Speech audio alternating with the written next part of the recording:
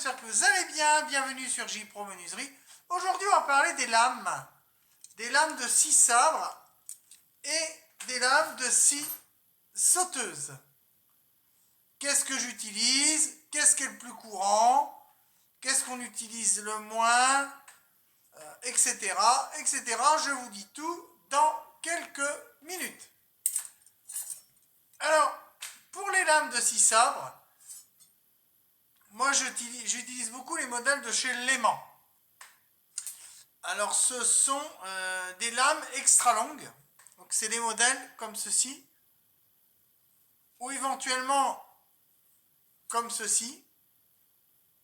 C'est un peu plus cher. On les trouve chez Bricomarché. Alors là c'est un modèle que j'ai eu à tester. Mais sinon ça vaut, faut compter 25 €. Et la lame la plus chère c'est celle-ci.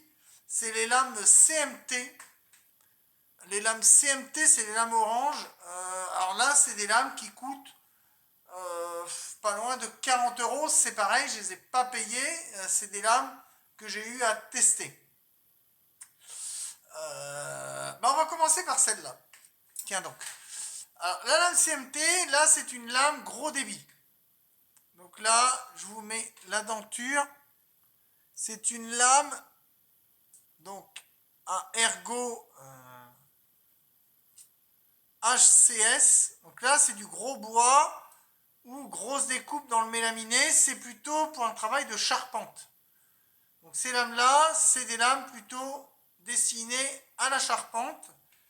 Et c'est des lames qui coûtent vachement cher. Je vous dis une trentaine d'euros. Ensuite, on a des lames bois classiques comme ça. Là, c'est des Parkside que j'avais eu. Donc, vous voyez, la denture, elle est légèrement plus fine. Je vous mets un petit zoom. Voilà. Donc là, ça va être pour du un petit peu moins gros. On va dire débit de planche, de plateau. Mais voilà, ça ne sera pas de la charpente. Là, on arrivera sur de la menuiserie. Et après, là, c'est des lames bois métal, wood et métal. Donc là, on est sur de la coupe classique.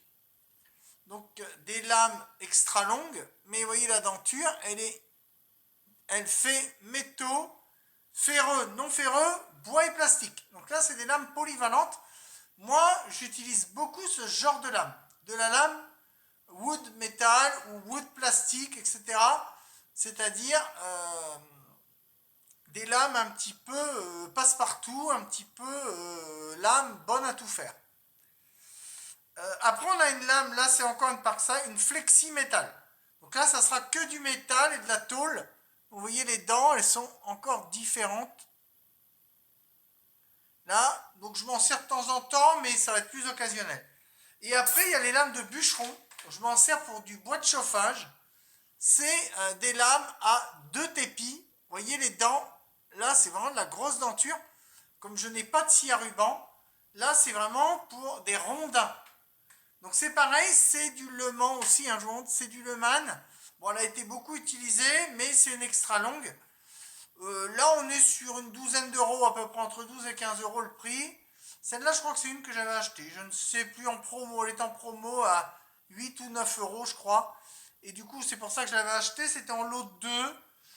Bon, elle coupe pas mal. Et là, c'est pour de la bûche. Donc pour la bûche, vous voyez, donc la scie sabre, elle peut accueillir toutes sortes de lames. Vous voyez, le type de lame qu'on peut mettre après. Bon, là, ça va forcer sur le moteur. Surtout si vous avez un modèle sur batterie comme la mienne. Donc faites attention aux surchauffes de moteur. Ensuite, on va parler de la scie sauteuse. Alors, scie sauteuse, on a pareil différents types de lames. On va retrouver des lames à débit. Donc pour le bricoleur. Voilà, des lames coupe grossière pour dans de la palette ou autre. Voilà. Après, on a des lames standards. Lame bois standard pour tout type de bois, finition. On a des modèles métal aussi. Je vous montre. Je ne sais pas si vous voyez bien à l'écran. Là, on a un modèle bimétal, un peu comme avec le modèle sabre. Et on a des modèles, par contre, à chantourner, qu'on n'aura pas avec la scie sabre. Voilà, pour faire des découpes vraiment sinueuses. Donc, on a un modèle sinueux grossier et un modèle sinueux fin. Vous voyez la différence. Donc voilà, pour les scies sauteuses, vous avez aussi différents types de lames à utiliser. Mais si vous voyez ces lames-là, vous pouvez acheter, elles sont très très bonnes, c'est les CMT. Mais en revanche, au niveau avec le portefeuille, c'est un peu plus complexe. Chez Bricomarché, on les trouve sur commande. Je crois qu'ils sont à 32 ou 35 euros. C'est vraiment, il ne faut pas la casser. Mais elles sont quand même assez dures, donc pour la casser, il faut quand même se lever de bon matin.